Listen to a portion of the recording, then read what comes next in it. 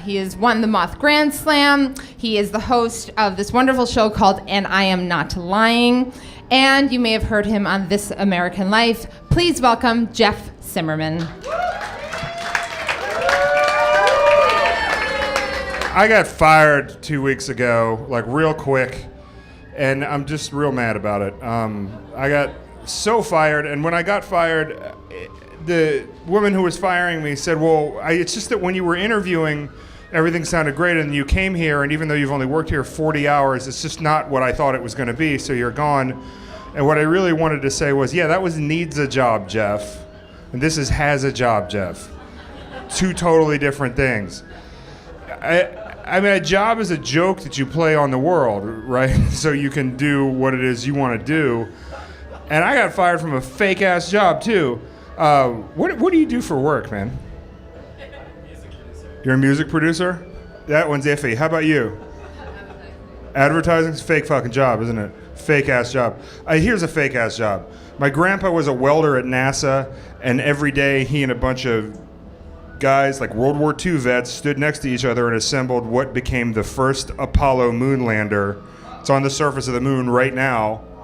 My dad was an intelligence analyst in the CIA in the Cold War, and for 20 years, he had better intel on Soviet supply chain infrastructure and troop movement than the Soviets had. And I edit tweets for a shampoo company. It's a fake fucking job. I was bald in the interview, and nobody seemed to mind then either. Welcome aboard is what they said. So, but I mean, like, you just do this, right? You just do this stuff just so you can get your real, you pretend to be a person, right? 40 hours a week so that you do your real thing on the side. And my real thing, I'll tell you that I'll burn with the passion of 1,000 suns when I'm onto something. I used to play the typewriter as a percussion instrument in an art rock band. I played the percussion like this. My best friend played the guitar and the bass simultaneously, and we laid down rhythms for two chickens to improvise on toy pianos. That was our band. Have you heard it? Yes, you do. Everyone does. You're gonna have to settle for hearing about it, though. Yeah, you know, we had 2 shows in college that we felt went exceptionally well. And then one of our housemates moved to Japan and started dating this dude who booked rock bands in Tokyo and Osaka. And we had lied to her a little bit about how good we got. And then you add, 40% when you're trying to get the job. And then she added 40% to that in Japanese to her boyfriend. And he said through her, send us a tape of a live show and I will get you a tour in Japan with you and your chicken band. And we were like, that is as it should be. Japanese people are crazy about shit like this, of course. So we had to set out to get live shows, which was much more difficult than you might imagine. Because, I don't know, that band, we would have burned it up in New York or LA at that time, right? But this was Richmond, Virginia in the late 90s. The capital of the Confederacy. I hope you're proud. It's perfectly legal to chop up chickens and deep fry them at music clubs and venues, but if they want to come in through the front door and contribute to the rich tapestry of American music, it's not allowed. It's not allowed at all, and that's the kind of shit that's holding the South back today. Heritage not hate my ass. Heritage not hate is like saying, I'm just drinking this urine for the salt. Like, there's other ways to get what you want that are much less toxic. And so we would just practice and practice. And when you have chickens in your band, you got to live the way that they live, which means you rehearsing at dawn and dusk, 2 a day. So we'd rehearse at dawn, go to our shitty little temp jobs where, I would be telling people basically all day, no, you cannot have a refund, and then come home. And then we'd practice again and go to bed. It was 2 dudes, 2 chickens, 2-bedroom apartment. The smell, like the music, overpowering. And we would just try on blind faith. We had a really great cover of Folsom Prison Blues that we would kick into, and the jams were incredible. I just wish you were all there, but I was just like, Lord Jesus, let somebody of import take note of us. You know, we need a hand up from somebody who matters. Can somebody relevant give us their attention? And that happened, sort of. One of my best friends was the president of a university in Norfolk, Virginia called ODU, and he called me up and said, listen, the Reverend Al Sharpton is coming to speak at ODU tomorrow night, and we're going to receive him with a dinner. Would you like to be my guest at the dinner with Al Sharpton, then come see him speak? And I said, well, yeah, I'll take an opportunity I don't understand at all. Like, sure. And so the next thing I know, I'm sitting next to the Reverend Al Sharpton at a big round table full of African-American luminaries from around southeastern Virginia. There's military brass, there are CEOs, there are, the president of Hampton University is there, the coach of Hampton University's basketball team is sitting on the other side of Al Sharpton, and my friend's dad goes, well, Reverend Sharpton, we know what it is that you do, but maybe we could just all introduce ourselves around the table and talk a little bit about what it is we do, starting with that young gentleman to your right.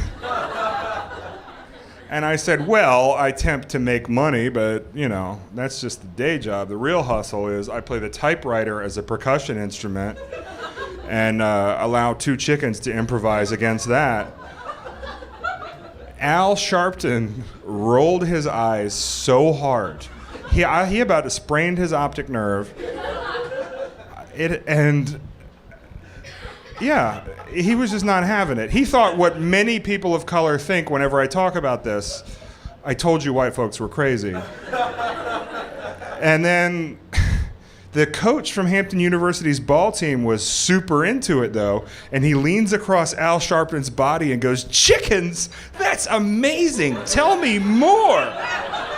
And, finally an audience a little bit, So I was like, yeah, gladly. And I'm leaning over Al Sharpton. I was like, what we've done is we've super glued corn to certain keys on the toy pianos that are in tune with the guitar. We throw a bunch of loose corn out there, right? And we rehearse at feeding time. We throw loose corn out there, so it's all free jazz. They're all over the place. But they come down to being in tune with the guitars towards the end of the set. And then once they give up on getting the corn off the keys, the show's over. And I am only stopping there for this show because I kept going because I was like I just had to all come out somehow, and here it was, and Al Sharpton was just like, oh my God. And I reached back into the history of American music and put us in the tapestry, here's Southern Gospel, here's Sonic Youth, here's Sun Ra, there's us, and I'm just really painting a picture. I had a dissociative moment where I hovered out of my own body, and I'm looking down, and I can see myself hosing the room with just purple bullshit coming out of my mouth. I'm powerless to stop it. And then I just kind of went back into my own body, and I stopped talking mid-sentence, and nobody asked me to finish the sentence. They were just like, good, that's good, cool. And I think he's done. And we all just kind of tacitly agreed that I was done talking for the evening, and that was for the best. And then Al Sharpton eventually gave his speech, and you can feel however you want to feel about him, and you're right. But he is an electrifying speaker. If you see him live, you would write him in as a president. He is moving and inspiring, and he just made me want to get out in the world and get organized or do my stupid shit with more purpose, And I went up to him in the crowd to shake his hand and tell him how, electrified I'd been. And he met my eyes, rolled his eyes again, and then turned his back and just disappeared into a crowd of bodyguards. I know, it got down to my gut and it burned. And I got home and I told my friend Tim at our next rehearsal, I was like, Tim, Al Sharpton thinks our band is bullshit, man. He thinks it's real stupid. And Tim, I think it's almost redundant to tell you that he was smoking an enormous joint. And he went like this, he goes, We didn't start this band to impress Al Sharpton, man.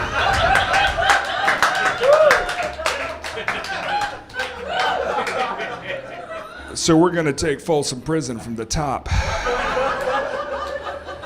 And we did it on faith. And Richmond, the weird thing is Richmond, Virginia has a real history of weirdo music. The band Guar is from there. Do you guys know the band Guar? Yeah. So, like, they balanced the Confederate with Guar. And we thought surely we could get a show here. And we finally found these guys who were like Sun Ra devotees, and they had us open for them at an art gallery. We had a show. So we were gearing up for the show, and then I began to panic because I was like, this might come as a surprise to y'all, but we weren't actually all that good.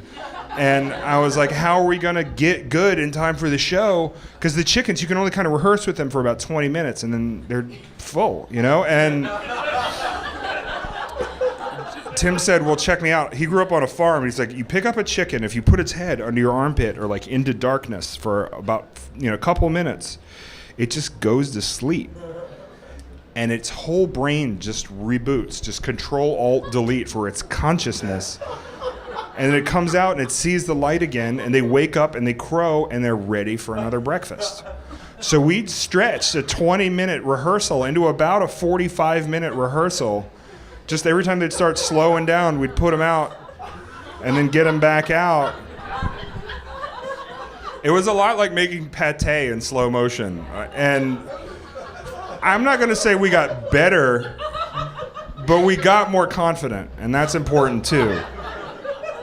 And the day of the show comes, and everybody that we knew came, all our friends, all the bands we admired so much, a bunch of guys from Guar came and everything. Yeah. And Richmond's not a big town, man. Like, it's real small. And you just cut country club people out of stuff, and then you got about 500 people left.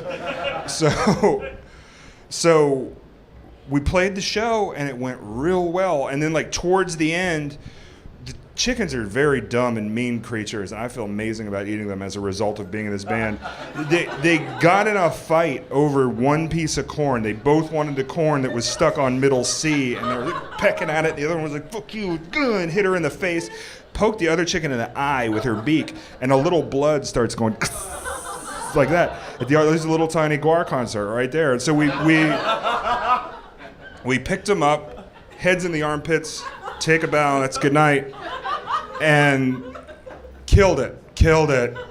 It was amazing. And then we checked the recording, though, and the recording got messed up. Yeah, I know, it was the worst. But I thought surely after a performance like that, these shows are going to start rolling in, Word's out. And we didn't get any more shows either. And I asked Dave Brockie, from the lead, singer and artist behind Guar, I was like, what's the deal? And he said, here's your problem, is that you're not headlining material yet, but nobody wants to go on after you either.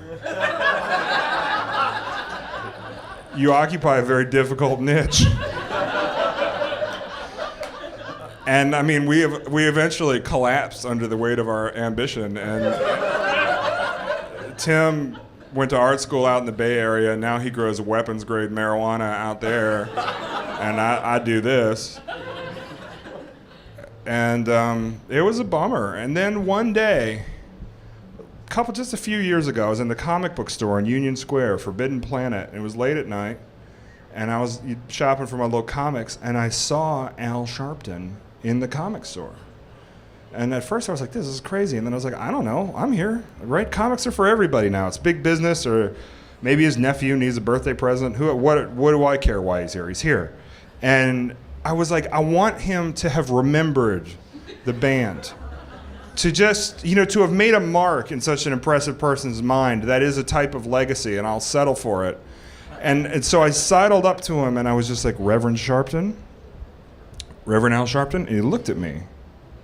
And I didn't want to make it weird for him, I waited till nobody was around, but I was like, you're Reverend Al Sharpton. I have the band with the chickens that play the toy pianos. We had dinner together like 10 years ago. We talked all about it. and I just wanted to tell you how amazing your speech was, and I don't know if you remember about the band or not. And he was like, and I said, yeah, you're Al Sharpton. I have the chicken band. I play the typewriter.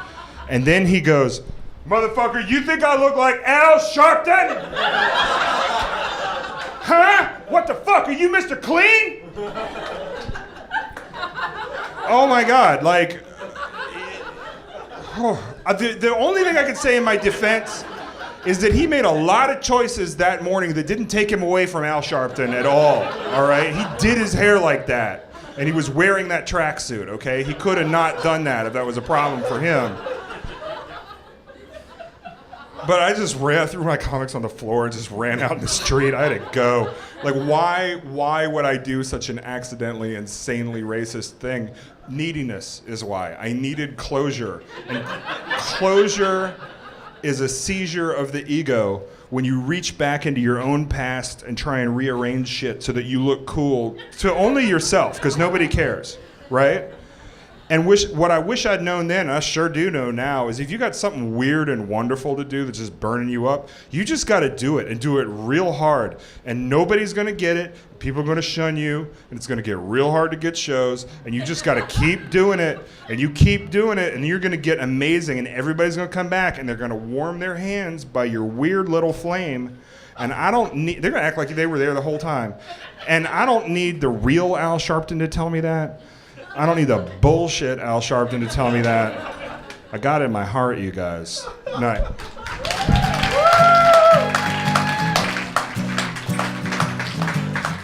Comes the